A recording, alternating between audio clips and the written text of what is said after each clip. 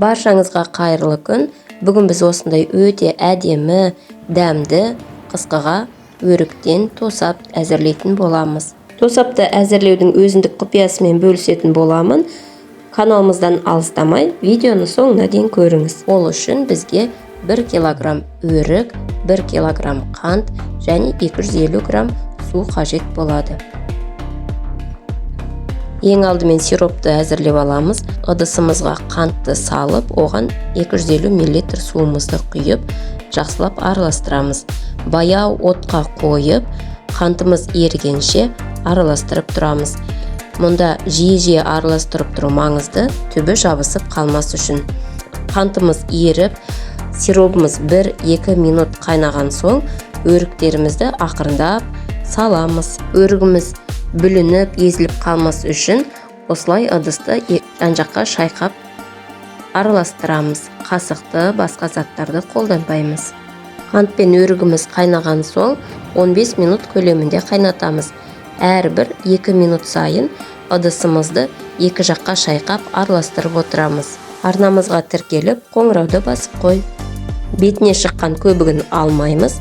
Жан-жаққа шайқап араластырған соң, ол өздігінен еріп бірге қосылып кететін болады. Менде 15 минут өтті. Енді біз тек қою өріктерін банкаға, ыдыстарға салып аламыз.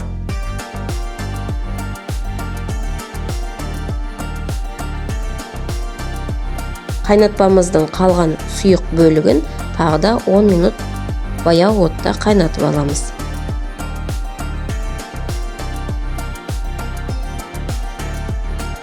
Он минут өткен соң қалған сұйық бөлігін ыдыстарымызға құйып, банкамызды толтырып, қақпағын жауып қыстыққа сақтауымызға болады.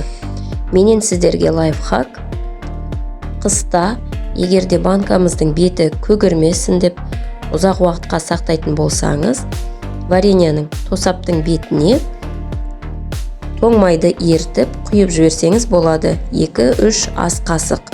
Сонда оған артық ауа өтпейтін болады және беті көгермейтін болады. Арнамызға тіркеліп, қоңырауды басып қойыңыз. Видеоның астына комментарий қалдырып, өз пікіріңізбен бөлісіңіз. Тосабымыз өте дәмді болды. Ас болсын, сіздер де әзірлеп көріңіздер. Қош сау болыңыздар.